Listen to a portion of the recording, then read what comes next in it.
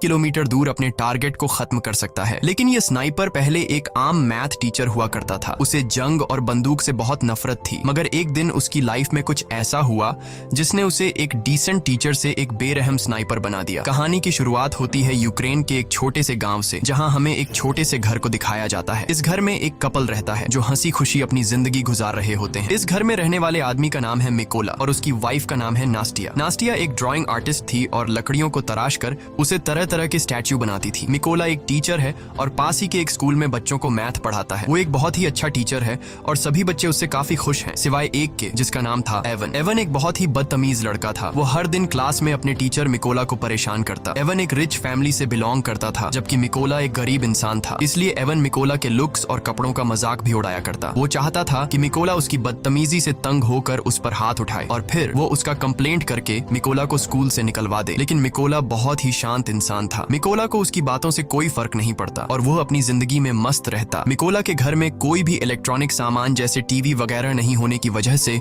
उसे दुनिया की खबर नहीं मिल पाती थी। एक दिन जब मिकोला अपने स्कूल में था, तब उसने टीवी पर एक खबर सुनी कि रशिया ने यूक्रेन पर हमला कर दिया है, जिसमें बहुत से सोल्जर्स मारे गए हैं और रशिया ने यूक्रेन की बहुत सी जगहों पर कब्जा कर लिया है। शाम को जब मिकोला अपने घर आया तो उसे यह बात पता लगी कि उसकी वाइफ प्रेग्नेंट है। ये जानकर उसे बहुत खुशी हुई क्योंकि अब मिकोला फादर बनने वाला था। इन दोनों ने मिलकर इस खुशी को सेलिब्रेट किया। अगले दिन मिकोला अपनी वाइफ को बाय बोलकर स्कूल की तरफ बच्चों को पढ़ाने के लिए अपनी साइकिल पर निकल पड़ा। लेकिन जब वो रास्ते में था तब उसने दो सोल्जर्स को देखा जो सिगरेट जलाकर एक अलग सी वर्दी पहनकर खड़े थे। वो वर्दी किसी यूक्रेनियन सोल्जर्स की बिल्कुल भी नहीं थी, जिससे देखकर उसे कुछ अजीब लगा। लेकिन मिकोला ने सोचा कि शायद सरकार ने सोल्जर्स की वर्दी को चेंज कर दी हो, इसीलिए मिकोला ने उस पर ज्यादा ध्यान नहीं दिया और जल्दी से अपने स्कूल पहुंचा। लेकिन जब वो स्कूल के अंदर आया तो उसने देखा कि पूरा का पूरा स्कूल खाली पड़ा है। कोई एक बच्चा भी स्कूल में नहीं आया। ये देखकर उसे गड़बड़ महसूस हुई। तभी उसने टीवी पर न्यूज देखा जिसमें बताया जा रहा था कि रशिया के सोल्जर्स यूक्रेन पर कब्जा करने के लिए यूक्रेन में घुस चुके हैं। और अब उसे एहसास हुआ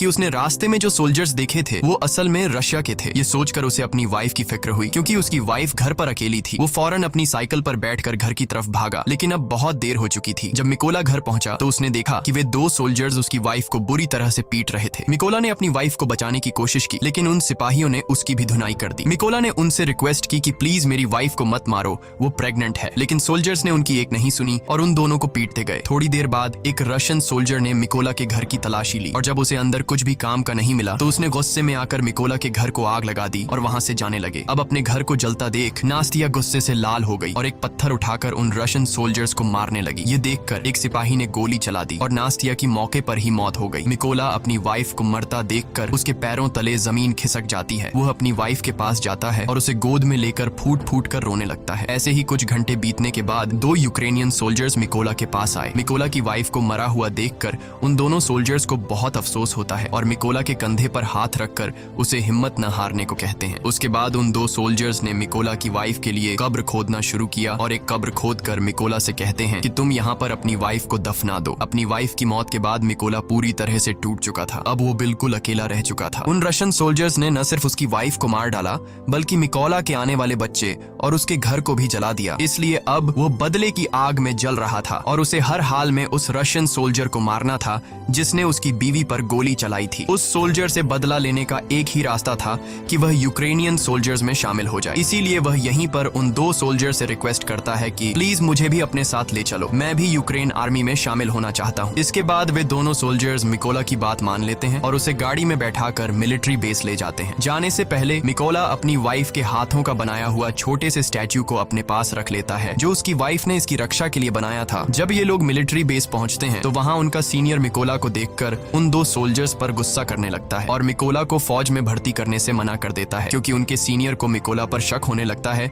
कि कहीं मिकोला कोई जासूस ना हो। जब सीनियर ने उन दो सोल्जर्स से अच्छी तरह मिकोला के बारे में जानकारी हासिल की और मिकोला ने भी उसे पूरी बात बताई कि किस तरह से रशियन सोल्जर्स ने मेरी वाइफ को बेरहमी से मार दिया और मेरे घर को जला दिया, इसलिए अब मेरे पास जीने की कोई वजह नहीं है। और उसने उस सीनियर को यकीन दिलाया कि वो रशियन सोल्जर को मारकर इस देश को आजाद करना चाहता है। ये सुनकर वह सीनियर मिकोला को यूक्रेनियन आर्मी में भर्ती करने के लिए राजी हो जाता है और अगले दिन से ही उसकी ट्रेनिंग शुरू हो गई। अब चूंकि मिकोला एक आम इंसान था इसलिए उसे ट्रेनिंग के दौरान काफी मुश्किल हो रही थी। उसने अपनी पूरी जिंदगी मैथ का सब्जेक्ट पढ़ाया था और बंदूकों के बारे में उसे कोई भी जानकारी नहीं थी। जब सभी फौजी बंदूकों को असेंबल कर रहे थे तो उनके मुकाबले में मिकोला काफी स्लो था और वह सबसे आखिर में बंदूक को असेंबल करता है। ये देखकर उस ऑफिसर को लगता है कि मिकोला कभी भी एक अच्छा सोल्जर नहीं बन पाएगा, लेकिन उसने भी हार नहीं मानी और अपनी ट्रेनिंग पर फोकस रखा। एक रात ट्रेनिंग के दौरान मिकोला अपने सीनियर से कहता है कि वह उसे उसके नाम से न बुलाए क्योंकि उसका कोड नेम रेवन है। ये सुनकर सभी उस पर हंसने लगे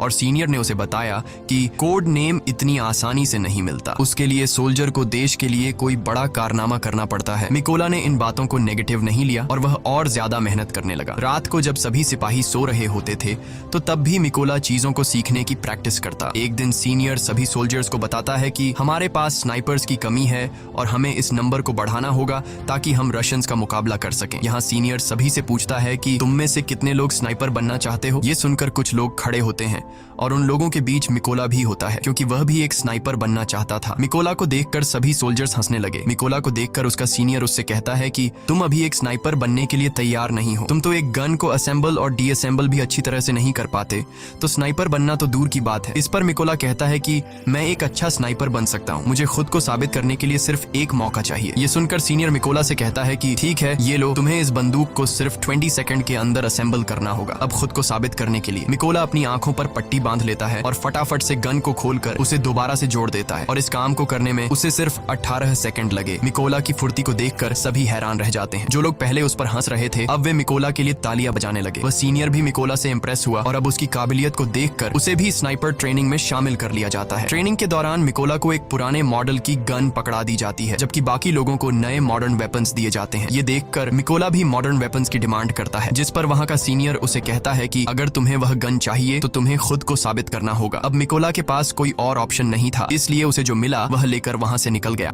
ट्रेनिंग के दौरान सीनियर सबको बताता है कि एक स्नाइपर के सामने चाहे कोई भी सिचुएशन क्यों ना आ जाए, लेकिन वो अपनी जगह से 1 इंच भी नहीं हिलता और अपने टारगेट पर निशाना बनाकर रखता है। इसकी प्रैक्टिस के लिए सीनियर सभी के पास गोलियां चलाता है और जो भी स्नाइपर अपनी पोजीशन से हिलता है उसे इस ट्रेनिंग से बाहर कर दिया जाता है। लेकिन जब मिकोला की बारी आती है तो वो अपनी जगह से जरा भी नहीं हिलता और अपना निशाना बनाकर रखता है और इस तरह से मिकोला इस ट्रेनिंग में पास हो जाता है। अगली ट्रेनिंग में स्नाइपर को उनका टारगेट सिर्फ एक बार दिखाया जाता है और फिर उनकी आंखों को ब्लैक बोर्ड से ढक दिया जाता है। इस दौरान उन्हें अंदाजा लगाकर अपने टारगेट को शूट करना होता है। बाकी सोल्जर्स में से कुछ सोल्जर इस टेस्ट को पास कर लेते हैं, लेकिन जब मिकोला की बारी आती है तो उसका निशाना थोड़ा सा चूक जाता है और मिकोला इस टेस्ट में फेल हो जाता है क्योंकि उसके पास जो बंदूक थी वह काफी पुरानी थी और उससे बिल्कुल परफेक्ट निशाना लगाना बहुत मुश्किल था। मगर सबको पता था कि अगर मिकोला को नई बंदूक दी जाती तो वह निशाना बिल्कुल परफेक्ट लगा लेता। अगली ट्रेनिंग उन स्नाइपर्स के लिए और मुश्किल थी क्योंकि उन्हें फ्लेयर की रोशनी में अपने टारगेट को शूट करना था और वह भी रात के अंधेरे में। यहाँ सीनियर ने फ्लेयर छोड़ी और सभी ने अपना निशाना लगाया, लेकिन कोई भी टारगेट को हिट नहीं कर सका। बाकी सबने तो गोली चला दी थी। अब यहाँ सिर्फ मिकोला ने गोली नहीं चलाई।